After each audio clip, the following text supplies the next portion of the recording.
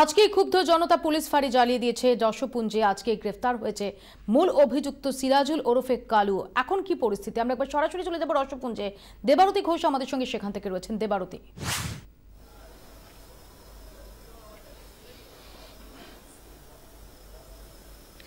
এখনো পর্যন্ত বিভিন্ন জায়গায় রাস্তায় যেখানে ব্যারিকেড করা ছিল, অর্থাৎ কোথাও গাছের গুঁড়ি ফেলে, কোথাও বা ইট ভেঙে ইট পেতে যেরকম ভাবে ব্যারিকেড করা ছিল, সেই ব্যারিকেড কিন্তু এখনো করা রয়েছে।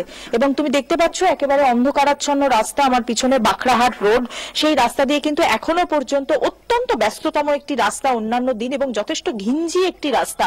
রাস্তার বিভিন্ন জায়গায় আমরা যখন আজকে সকালবেলা দেখেছি, সেখানে কিন্তু দেখেছি যে বিভিন্ন জায়গায় লেখা রয়েছে জনবসতিপূর্ণ অঞ্চল, ধীরে গাড়ি চালান। কিন্তু আজকে এখনো পর্যন্ত রাতের অন্ধকার নেমে যাবার পরেও এই রাস্তা দিয়ে একটা গাড়িও এখনো পর্যন্ত আসেনি। তার কারণ হচ্ছে একেবারে শুরু থেকে সামালি পর্যন্ত, অর্থাৎ ঠাকুরপুকুর ক্রস করার পর থেকে সামালি পর্যন্ত রাস্তায় এখনো পর্যন্ত গাছের গুঁড়ি ফেলে রাখা হয়েছে। এবং যারা এখানকার মানুষ তারা হেঁটে যাতায়াত করছেন, কিন্তু এখানে যে সমস্ত স্কুল রয়েছে, যে 6টি স্কুল ছিল, সেই 6টি স্কুল কিন্তু আজকে সারা দিন বন্ধ ছিল, সরকারি এবং বেসরকারি মিলিয়ে।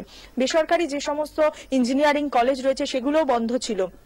যে সমস্ত কারখানা রয়েছে, এখানে কিছু দূরেই একটা ইন্ডাস্ট্রিয়াল বেল্ট রয়েছে এবং বেশ কিছু কারখানা রয়েছে, সেই কারখানাগুলোও আজকে বন্ধ ছিল। যে দু একজন কর্মী এসেছিলেন হেঁটে কাজ করতে, তারাও কিন্তু সন্ধে নামার আগেই এলাকা ছেড়ে চলে গেছেন, কারণ গোটা এলাকা থমথমে হয়ে রয়েছে। আজকে সকাল থেকে কোনো দোকান খোলেনি।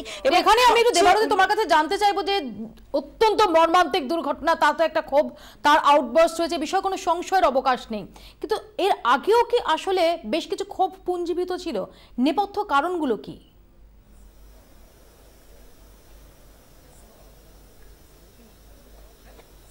দেখো, সেরকমটাই তো সকাল থেকে এখানকার যারা বাসিন্দারা, যারা এখানে অবরোধ কর্মসূচি চালাচ্ছেন, তাদের সঙ্গে কথা বলে সেই তথ্যটাই কিন্তু উঠে এসেছে। এবং যাবতীয় রাগ কিন্তু দেখো একটা জায়গায় গিয়ে এই পুলিশ ফাঁড়ির ওপরে কিন্তু একেবারে বলা যেতে পারে যে বর্ষণ হচ্ছে।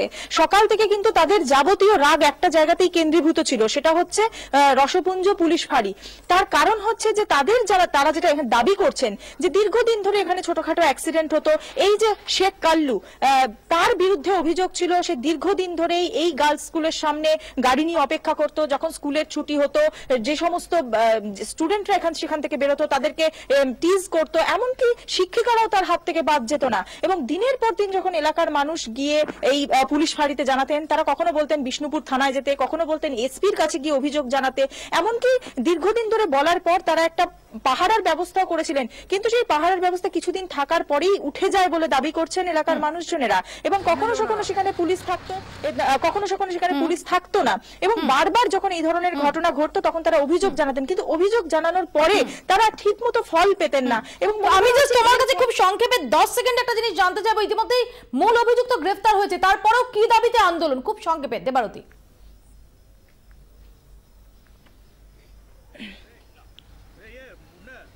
তাদের একটাই দাবি যে এলাকায় শান্তি শৃঙ্খলা ফিরিয়ে আনতে হবে, এবং তাদের যে দাবি যে ক্ষতিপূরণ দিতে হবে। যাদের ইতিমধ্যেই যে 2 জন মারা গেছে এবং যারা আহত অবস্থায় চিকিৎসাধীন রয়েছেন, তাদেরকে ক্ষতিপূরণ দিতে হবে। ধন্যবাদ দেবারতী। দেবারতী ঘোষ আমাদের সঙ্গে সরাসরি কথা বলেন রসপুঞ্জ থেকে। অর্থাৎ এখনো থমথম করছে গোটা রসপুঞ্জ। মূল অভিযুক্ত গ্রেফতার হয়েছে, কিন্তু তারপরেও এখন তাদের দাবি যে ক্ষতিপূরণ দিতে হবে এবং পরিস্থিতি যাতে শান্তি শৃঙ্খলা ফেরে সেটা এনশিওর করতে হবে। আপাতত এখানে শেষ করছি, সঙ্গে থাকুন 24 ঘন্টা।